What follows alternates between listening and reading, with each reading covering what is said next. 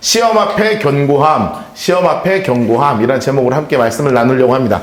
한번 따라 하실까요? 끝까지 견고하게 하시리라. 끝까지 견고하게 하시리라. 다시 한번 끝까지 견고하게 하시리라. 끝까지 견고하게 하시리라. 아멘, 아멘. 네, 할렐루야. 네. 네. 너무 잘해가지고 제가 당황했습니다. 우리가 잘 아는 찬양 중에 이런 찬양이 있어요. 아주 옛날 찬양이긴 해요. 혹시 이 찬양 아세요? 나의 가는 길. 여러분 그 돈모엔이라는 분이 옛날에 지금 완전히 할아버지 되셨어요. 근데 옛날에는 되게 멋진 분이었는데 나의 가는 길 주가 인도하시네. 그는 보이지 않아도 날 위해 일하시네. 이 찬양 참 좋은 찬양입니다. 그런데 이 찬양을 이렇게 들으면 정말 중요한 게 바로 뭐냐면 정말 주님께서 내 길을 막 인도하시고 역사하시고 그리고 내 삶 가운데서 우리 하나님께서 막 살아서 움직이신다는 그런 믿음의 확신 가지고 우리가 주님께 고백하잖아요. 이 믿음을 가질 때 우리 주님이 진짜 기뻐하지 않으실까요?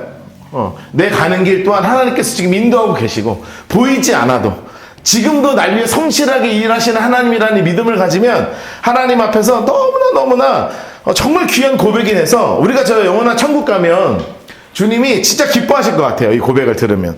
그런데 이 과거에 우리가 지금은 물론 좀 안타까운 게 뭐냐면 하나님을 좀 직접 보면 좀 좋긴 하겠어요. 그렇죠? 솔직히 조금 지금도 이제 주님 하나님이 한번 갑자기 쩍 나한테 나타나가지고 노아야 이렇게 해서 방노아 막 이렇게 하면 깜짝 놀라 주의 종이 듣겠습니다. 뭐 이렇게 하면 참 좋겠는데 지금은 그렇게 안 나타나시고 약속된 하나님의 말씀이 계시로 나타나시지만 그 당시 예전의 출애굽 시대에는 실제로 하나님의 역사하심을 막 눈앞에서 봤잖아요. 너무너무 대단한 거예요. 그래서 오늘 우리가 고린도전서 10장 12절과 13절만 읽었는데 사실 고린도전서 10장을 이렇게 쭉 읽어보면 출애굽 때 하나님이 하신 일들이 무엇인지를 하나하나 알려주셔요. 1절 말씀 함께 볼까요? 1절 같이 한번 읽을까요? 시작. 형제들아 우리 조상들이 다 구름 아래에 있고 바다 가운데 지나며 아멘. 여러분 이게 보면 구름과 바다 가운데 지나다 이런 말이 있잖아요. 여러분 이스라엘 백성들이 출애굽 그러니까 이집트에서부터 탈출해서 나올 때 갔던 곳이 어디냐면 사막이에요. 사막. 진짜 사막 한번 가보고 싶죠? 안 가보고 싶어? 저는 이 버킷리스트 중에 하나가 뭐냐면 사막에 가보는 거예요. 아주 비슷한 체험은 제가 이스라엘 갔을 때 광야에 한번 가본 적이 있는데 광야는 진짜로 광야예요. 근데 햇볕이 얼마나 뜨거운지 너무너무 뜨겁더라고요. 진짜 막 견딜 수 없이 뜨거워요. 근데 문제는 뭐냐면 공기가 너무 건조해요. 막 뜨겁고 막 한 건조한 공기가 막 진짜 짜증나는 거 뭐냐면 바람이에요. 바람. 왜냐하면 건조한 땅에 바람이 불면 모래바람이잖아요. 그러니까 숨 쉴 때 뭐 그때는 마스크 안 쓸 때니까 지금이야 마스크 가져갔겠지만 그건 마스크가 어디 있어요. 그러니까 그냥 이걸 막 맡으면 싫어요. 근데 되게 답답한 느낌이 들더라고요. 근데 그거 제가 뭐 있어봐야 얼마나 있었겠어요? 한 30분? 이제 거기서 같이 막 기도하고 뭐 이런 시간 가져서 30분 정도 있었는데 30분 있을 때 그래도 나올 때는 좀 좋다 이런 느낌이 있었는데 잠깐 30분 있는 거랑 그런 사막에서 40년을 사는 건 좀 다른 얘기 아니겠습니까? 40년을 사막에서 산다고 생각하면 좀 끔찍하긴 할 것 같아요. 이게 뭐가 있어야지 뭐 풀도 좀 있고 비도 좀 내리고 우리가 비 내리면 별로 안 좋아하지만 그래도 비도 좀 내리고 눈도 좀 내리고 뭐 이게 뭐 사시사철 뭐 꽃도 좀 피고 그래야 좀 좋은데 그냥 완전히 그냥 모래잖아요. 여기서부터 저기까지 그냥 전부 다 모래가 돼 있는 걸 그냥 계속 그냥 걷으니까 얼마나 지루하겠어요. 그런데 하나님께서 그런 상황 속에서 진짜 멋진 선물을 하시거든요.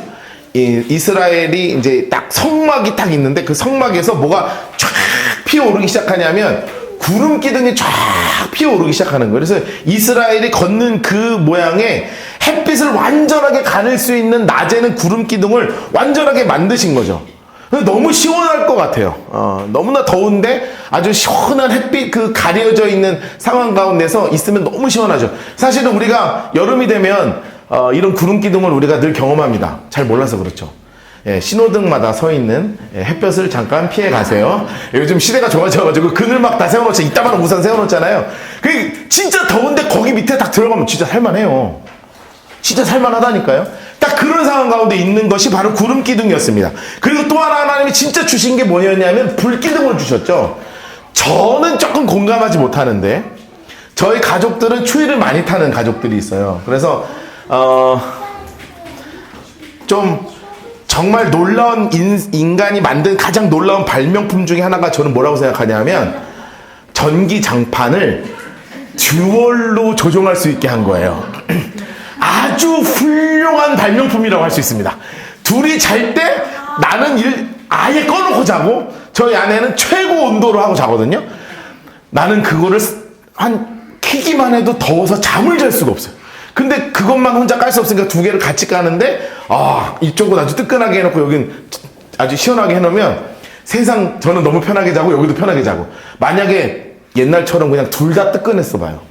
나는 자다가 뛰쳐나와서 맨바닥에서 그 막 영하 10도에도 저는 바닥에서 자야 되거든요. 이 몸이 열이 많아가지고 막 뒹굴뒹굴 걸어야지 하는데. 그러니까 사실 좀 이해를 잘 못하는데 진짜 추위를 타는 사람들은요 진짜 추위를 많이 타더라고요. 특히 사막에서는 밤이 되면 온도가 무려 10도 정도로 떨어지거든요. 얼어 죽어요.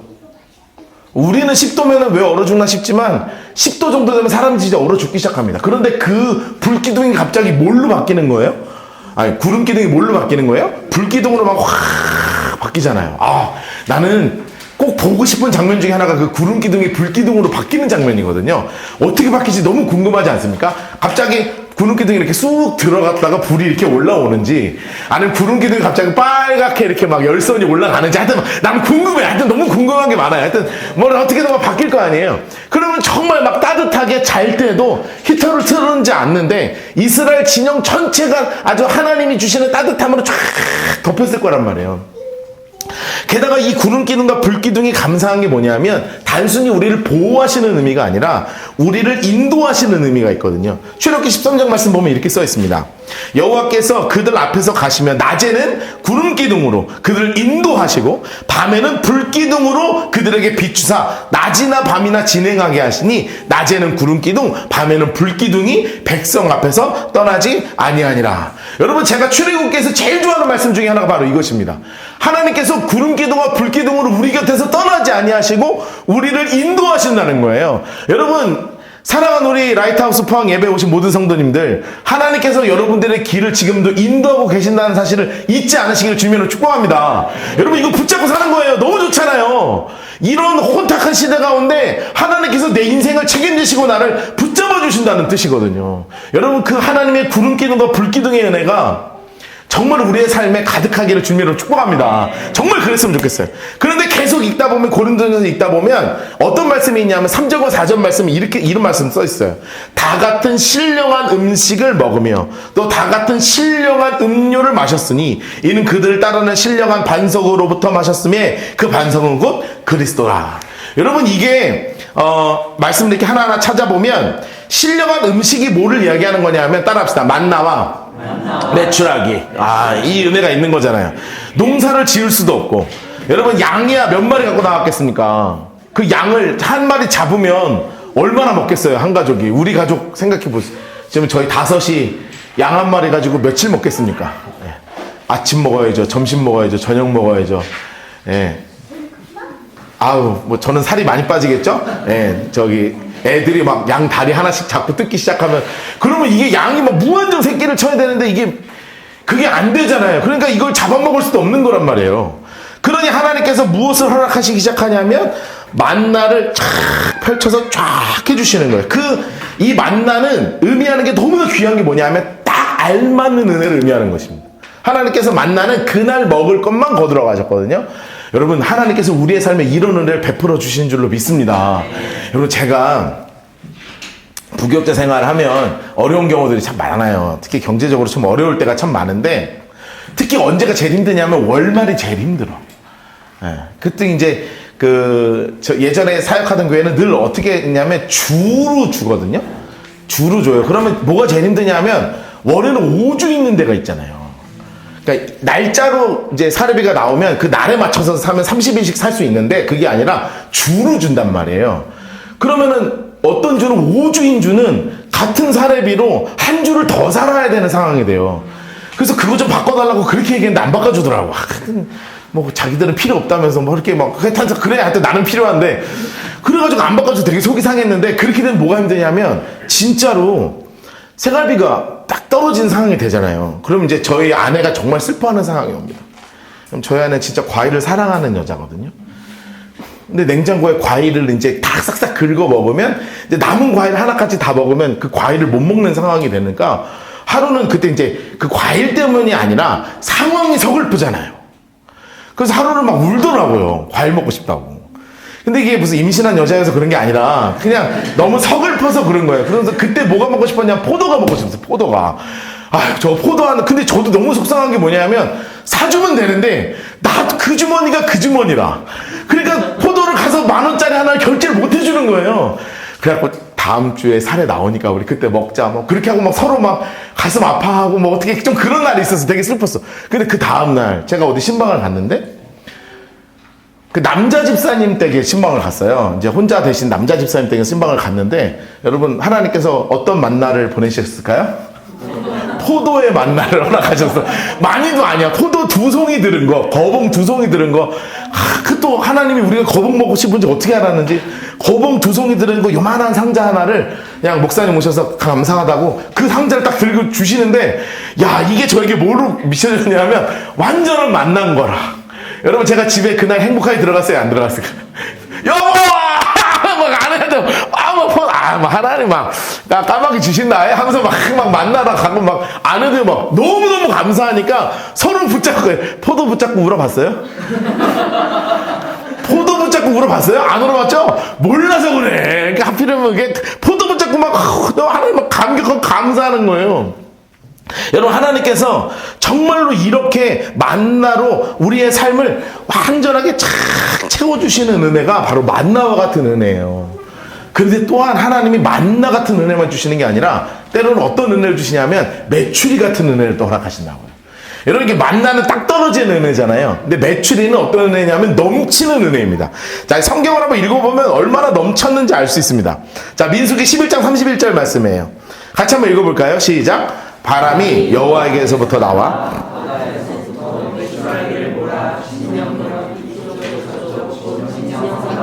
각기 하루길 되는 지면 위 2규빗쯤 내리게 한지라. 여러분 너무너무 놀랍죠? 여러분 이게 봐서 별로 안 놀라. 그래서 제가 설명을 해드리려고. 하루길 되는 지면이면은 30km 정도 됩니다. 자, 30km만 우리 교회에서 출발해가지고 어디냐면 길 따라서 호미곶이에요. 이거 있는데. 예? 차로 40분 가는 그 길에. 되시죠? 하루길이에요. 그러니까 30km를 2규빗을 쌓았어. 한 규빗은 여기서부터 여기에요. 50cm. 2규빗은요? 1m. 여러분 메추라기를 하나님이 갖다 주시는데 얼마큼 갖다 줬다고요? 먹어. 하나님의 컨셉이 이거예요. 먹어. 막 그래서 얼마큼 갖다 줬냐면 32kg를 1m로 쌓았어. 메추라기를. 근데 좀 징그럽겠죠. 우리 교회에서 나갔는데 메추라기가 쌓여 있어요. 1m. 근데 분명히 5거리를 갔는데도 1m가 계속 쌓여요. 분명히 흥해를 지나는데 흥해가 아니라 저기 어디냐? 오천을 지나는데 쌓이고요. 오천에서 길을 꺾어서 호미곶으로 가는데 계속 만나 메추라기가 1m 높이로 쫙 깔리는 거예요. 여러분, 아니 약간 징그러운 컨셉으로 저를 쳐다보지 않으셨으면 좋겠습니다. 예, 그냥 치킨하고 생각하시면 좀 달라지죠. 예, 치킨이 박스가 이렇게 쫙 깔리는 거예요. 그러니까 너무너무 행복한 거예요. 왜냐하면 고기를 너무 먹고 싶은데 고기를 먹을 게 없는데 메추라기라 봐야 이제 요만한 새니까요. 요만한 새 한 사람이 먹으면 얼마나 먹겠어요. 저 같으면 한 20마리 정도 먹을 거 아니에요. 새가 요만하다니까요. 너는 20마리나 먹냐 이런 표정으로 쳐다봐시고 새가 요만해. 닭 한 조각밖에 안 돼요. 그러니까 너무 고기 먹고 싶었는데 20조각 막 먹는 거야. 20마리 막 발라가지고. 그렇게 하나님이 아주 그냥 있는 대로 채워주시는 하나님 스케일 아니겠습니까? 여러분 이게 바로 만나의 은혜, 메추라기의 은혜예요. 물은요, 신령한 음료는 당연하죠. 밥이 빵치니까 그냥 물이 그냥 쏟아지잖아요. 여러분 하나님의 은혜는 우리의 삶에 이렇게 역사하시는 하나님이십니다. 저는 간절히 간구하는 것은 여러분의 삶에 하나님이 채워주시는 만나의 은혜 그리고 메추라기의 은혜가 정말 만나게 되시기를 주님으로 축복합니다. 그래서 여러분의 삶에 이런 고백이 있었으면 좋겠어요. 그런데 여기에 하나의 반전이 숨겨져 있어요.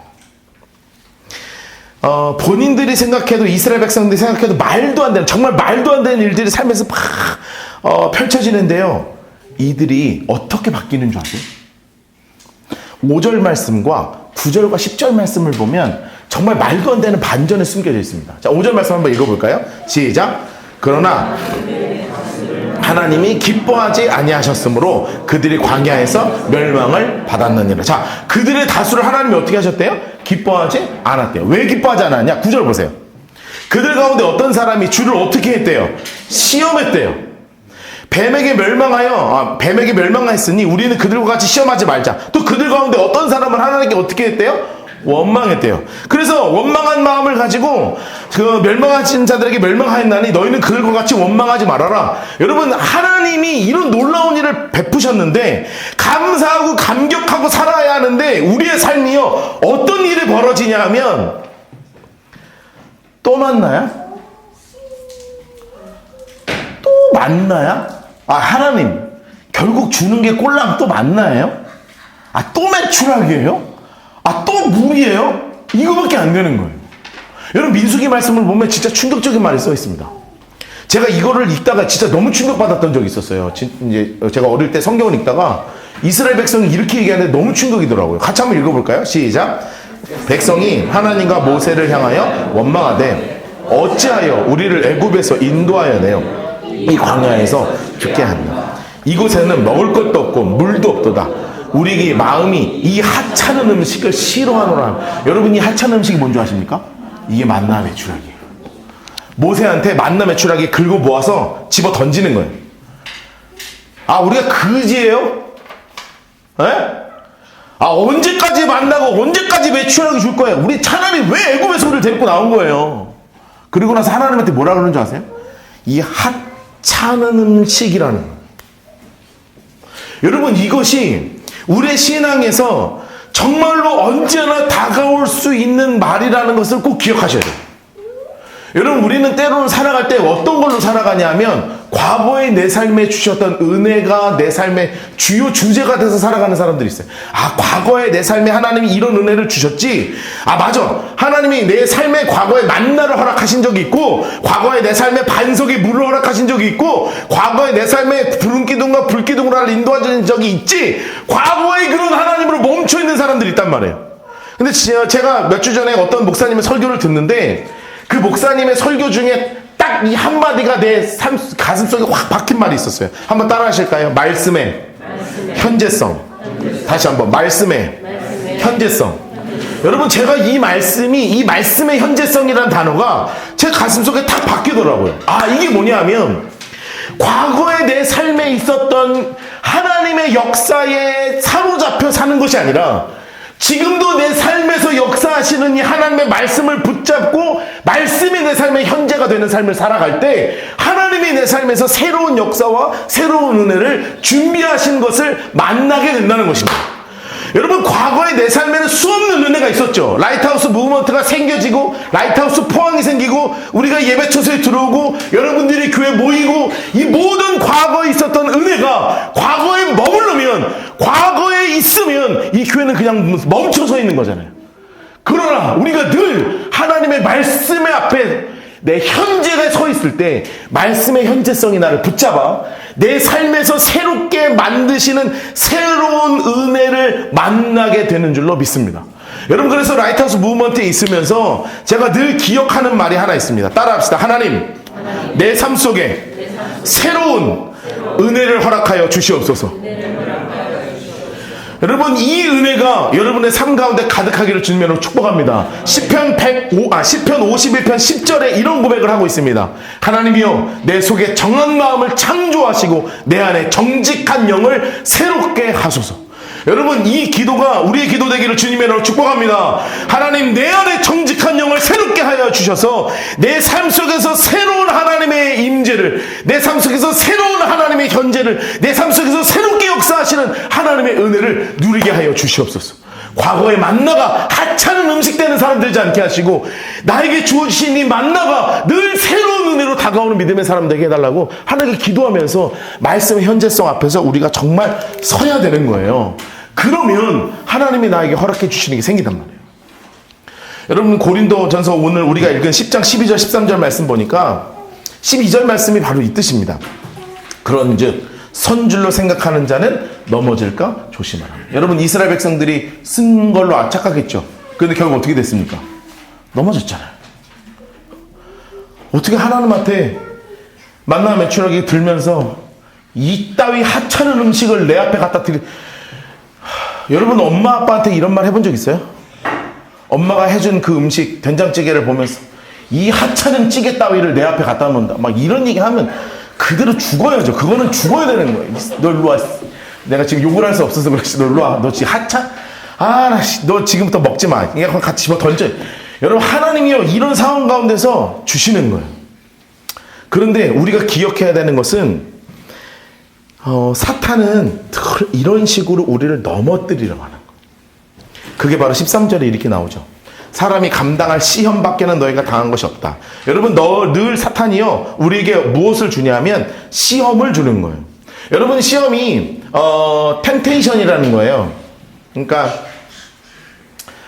고난, 유혹 이런 뜻입니다. 그냥 쉽게 표현하면 시험은 그냥 고난과 유혹 같은 거예요. 여러분 우리의 삶에 엄청 고통스러운 상황들이 찾아오게 되고 죄 앞에서의 유혹들이 막 우리를 인생을 넘어뜨리려고 한다는 거죠. 왜냐하면 사탄은 정말 우리가 그렇게 되기를 원하거든요.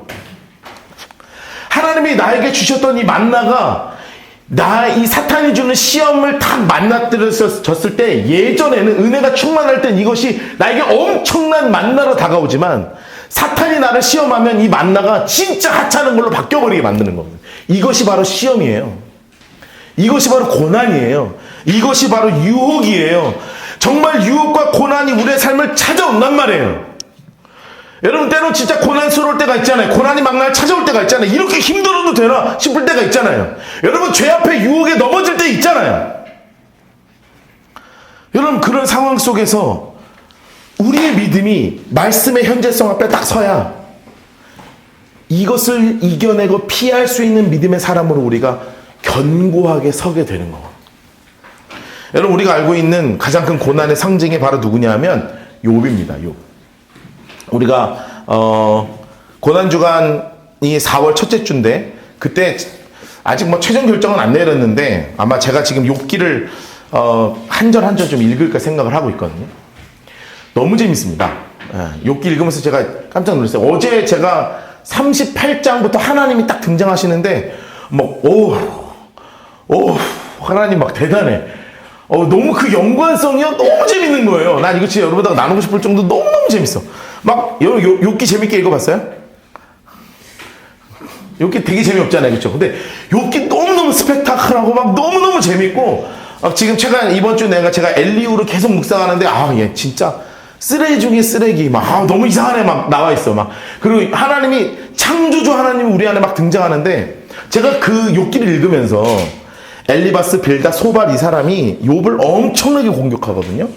그러니까 욥이요 감당할 수 없을 정도로 고난을 당하면서 주변에서 막 비난을 하는 거예요. 여러분 그런 비난 들어보셨죠?